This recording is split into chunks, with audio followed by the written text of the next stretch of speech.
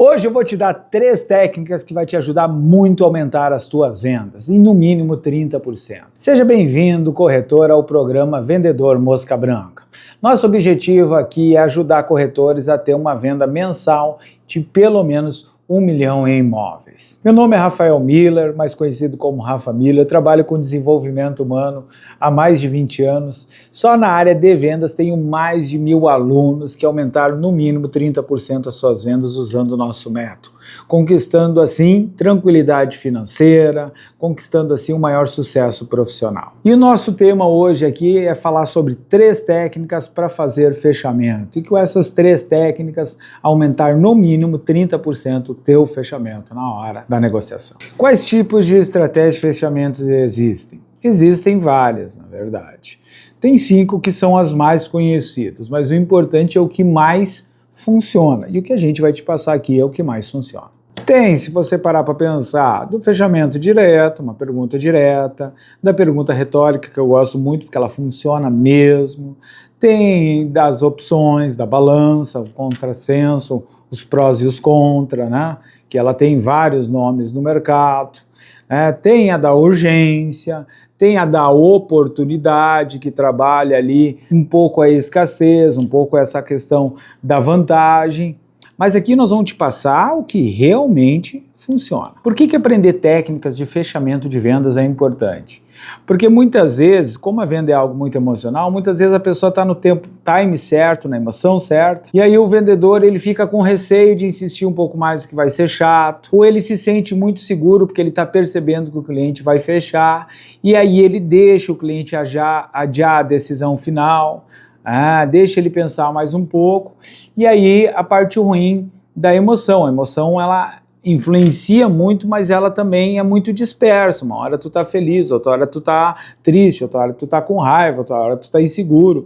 As emoções são muito voláteis dentro do ser humano. Às vezes o cliente tá pronto, falta só mais uma insistidinha, falta só entender mais uma coisinha ali. E às vezes, fazendo isso, tu perde a venda. Então é comum, muitas vezes, o vendedor está animado, que ele está sentindo que 2, 3 negócios vão fechar, e esse sentimento dele é legítimo. Mas ele deu brecha para o tempo, a pessoa trocou de emoção, pensou outra coisa, e aí quando vê ele perdeu o negócio. E isso frustra muito, porque daí o vendedor não consegue mais ter aquela segurança com o tempo no instinto dele, ele corre o risco de ficar muito pessimista. Onde eu vejo que as pessoas mais erram? No eu vou pensar, deixar tá bom, e esse pensar, o corretor deixa muito pensar, porque muitas vezes ele está inseguro e com medo de ser chato, de perder aquele carinho que o cliente está, de se posicionar assim de uma maneira intransigente. Então a pergunta é como insistir sem ser chato, como ser persistente sem ser chato e inconveniente. Então quando tu responde isso, tu consegue persistir mais, insistir mais, ou usar de outros dispositivos para causar a necessidade da decisão. Outra coisa muito comum é surgir uma objeção, mas ainda está muito caro, mas a taxa de juros nesse momento está muito alta. Alguma objeção, mas é o imóvel que eu quero, mas é no lugar errado. Tem que falar mais uma vez, a minha esposa ainda está insegura, ou qualquer outra coisa nesse estilo. E esse corretor não entende que quando o cliente se posiciona como objeção, ficar batendo de frente normalmente não é o melhor caminho. O melhor caminho é fazer de conta que tu aceita isso, que ele se desarma mentalmente, e daqui a pouco tu volta no assunto e pega ele desarmado para poder combater com mais eficácia esse argumento, esse contra-argumento, no caso tu vai dar contra. Por quê? Porque quando alguém fala algo para se posicionar, a pessoa já está pronta para sustentar, para brigar com aquilo. Ela botou energia, não, agora não, tem que pensar mais um pouco. Não, a taxa de juros está muito cara, não vai dar. Se tu recolhe a tua intenção e deixa o outro entender que ele te convenceu, que essa fala dele foi o suficiente para te não insistir mais, o que ele vai fazer? Ele vai baixar a guarda. Aí daqui a pouco tu vai conseguir retomar. Já vamos ver como é que faz isso. Quando é o melhor momento para ir para o fechamento e como deixar o cliente no melhor momento para o fechamento. Imagina o cérebro humano como duas rodovias, uma do sim e outra do não. Como é que tu coloca o cara a rodar na rodovia do sim? Tu vai fazendo perguntas que ele concorda. O que você queria era 3/4, não é? É. O que você queria que tivesse um pátio para o cachorro, não é isso? Sim. E o que você queria que tivesse escola, farmácia, próximo, isso? Sim. Então ele deu 3 sim, a chance dele dar o 4º sim é maior. Então esse preparo, claro que eu fiz de maneira bem simplificada aqui, mas esse preparo fez o cara repetir 3 vezes. Estudo indica que depois da pessoa concordar contigo 3 vezes, a 4ª vez é quase que automático. Só que isso tem que ser feito de uma maneira mais estruturada, que eu estou só te passando. Tem que ter muitas vezes uma fala mais bacana, né? E olha só, esses quartos ficaram bacana para os teus filhos? Era isso que você queria? Sim. Tá, me responde uma curiosidade, assim. O cachorro das crianças, essa grama aqui tá de bom tamanho, esse pátio atende às necessidades, consegue te ver aí com as crianças correndo e o cachorro? É isso. Já viu onde vai ser o canil? Sim. Tá. E as escolas aqui atendem à necessidade, vai ter facilidade? Muitas vezes as crianças vinham almoçar em casa, de muitas vezes levar eles ali, não precisa ir de carro, tem essa segurança, qualquer coisa está próximo da escola, era isso que o senhor queria, senhora? Isso? Sim. Então aqui eu já elaborei um pouquinho mais. Sabendo características específicas do cliente, tu consegue, colocando ele nessa concordância maior. Por exemplo, sabendo o nome, né? Vamos dizer, tu entende aqui que tanto o Gabriel quanto a Hannah vão gostar do quarto deles aqui? Então tu pegou o filho do casal, já ajudou a deixar mais elaborado. Porque essa pergunta que tu quer fazer com que ele concorde, para ele começar a concordar contigo, quanto mais personalizada para ele, para a família, para a pessoa, mais eficiente você é. Mais estruturado você é. Aí, era como se eu dissesse assim, se eu soubesse que você gostaria de pagar a cirurgia para tua filha dos olhos lá, que ela tem um problema no olho. Se eu dissesse, se tivesse como aumentar 30% das suas vendas para pagar a cirurgia da tua filha, valeria a pena conhecer? Sim. Tá, mas daqui a pouco você não tem a filha, mas eu sei que tu tem um sonho muito grande de comprar uma Horn, uma moto X. Eu coloco aqui, se tivesse que aumentar 30% da tua venda para comprar a moto X, valeria a pena conhecer? Sim. Agora, o que o cliente quer?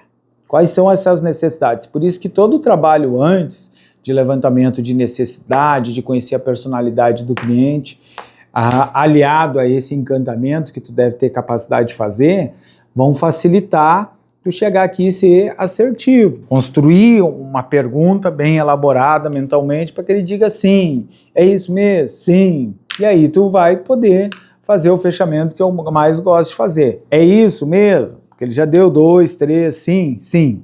É mesmo? Sim.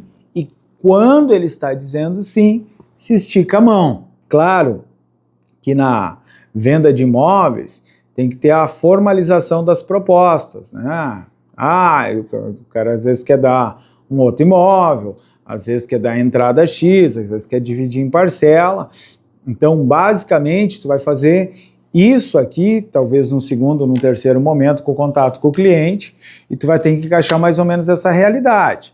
Vamos dizer que você é o cliente aí, e você ofereceu uma parcela, uma entrada de X, um reforço de X, uma parcela de não sei o que. Eu volto aqui e faço as perguntas. Então, quando tu olhou lá os quartos, né, que tu queria 3 quartos, não é? Nem tô pegando sim, eu tô só balançando a cabeça para o cara começar a balançar a cabeça. Tu conseguiu ver lá que ia atender as necessidades do Gabriel, da Hannah lá? Era isso? Sim.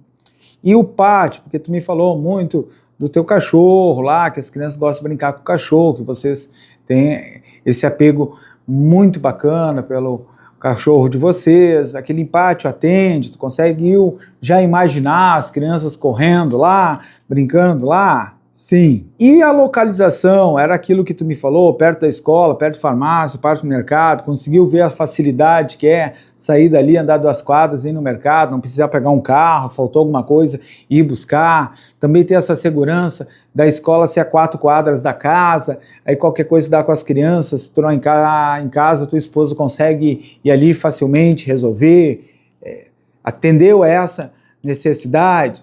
Sim. Então eu peguei os 3 sim, agora eu vou na proposta. E aí tu fez uma proposta que tu entendeu que era uma proposta boa para ti, não foi? Que era X de entrada, um reforço e o resto parcelar de tal maneira, não era isso? Sim. E dessa maneira fica bom? Sim. Fecha o negócio. Agora tu quer amarrar ainda melhor? Fica bom mesmo? Sim. Mas quando ele vai dizer eu sim, tu estica a mão. Porque apertar a mão é um símbolo de fechamento de negócio, tá? E aí quando ele fechou, tu já diz, cara, tu fez uma baita escolha, um baita negócio. E daqui a uns anos tu vai ver que talvez, provavelmente, o melhor negócio da tua vida. Ainda vai me chamar aqui para pagar uma janta, para pagar um churrasco. Isso é outra técnica. Tu fechou e ele apertou tua mão no impulso. Quando ele apertou tua mão no impulso, tu já dá os parabéns, fez um baita negócio, isso, aquilo, e já joga a cabeça dele para outro lugar. Tu vai ver que lá na frente tu vai, tu vai ver que não sei o que, isso, e tu já vai adiante.